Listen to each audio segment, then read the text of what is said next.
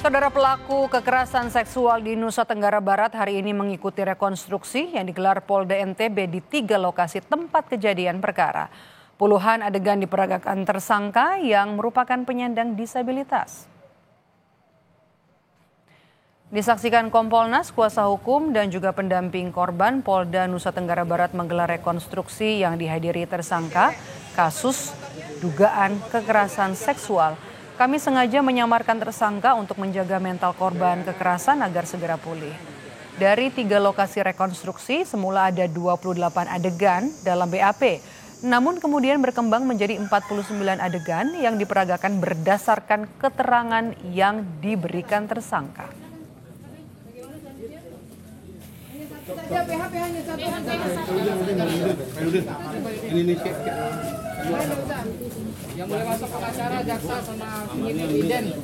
Dari 3 lokasi yang kita lakukan di dalam BAP, sebenarnya ada 28 adegan yang tertuang dalam BAP yang kita skenario-kan.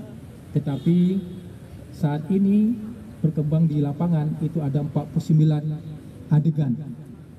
Hal ini disampaikan karena ada perkembangan perbuatan yang dilakukan oleh tersangka itu mengembang di lapangan. Kami laksanakan, kenapa? Karena kami mengakomodir keterangan-keterangan yang diberikan oleh tersangka dan perbuatan yang dilakukan di 3 TKP. Ini adalah hak dari tersangka, kami akan mengakomodir itu. Lembaga Perlindungan Saksi dan Korban LPSK telah menerima permohonan perlindungan dari korban asusila yang dilakukan pemuda disabilitas di Kota Mataram, Nusa Tenggara Barat. Wakil Ketua LPSK Sri Suparyati menyebut LPSK telah atau berkomitmen untuk memberikan fasilitas guna memperkuat proses peradilan pidana. Sri juga menyampaikan ada sejumlah kendala dalam proses penegakan hukum kasus asusila pemuda disabilitas karena keterangan korban yang belum jadi basis utama.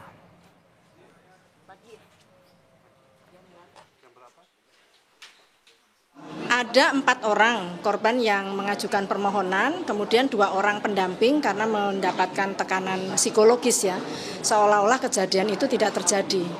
Padahal korban menyatakan itu terjadi. Itu yang kita fasilitasi untuk memperkuat proses peradilan pidana, dan saya kira itu menjadi bagian kerja LPSK di dalam menguatkan proses peradilan pidana.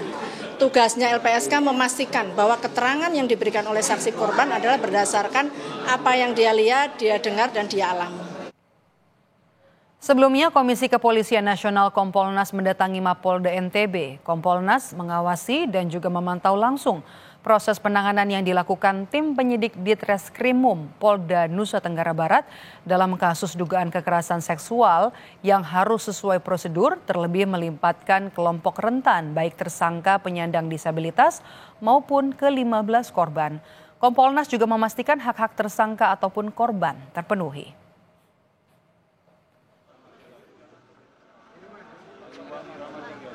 Dan saya bersama tim dari Kompolnas adalah memastikan bahwa apa yang dilakukan penyidik ini dalam menangani perkara tadi sudah sesuai dengan prosedur yang diamanatkan di dalam KUHP maupun Undang-Undang TPKS, bahwa penyidik sudah proper atau tidak.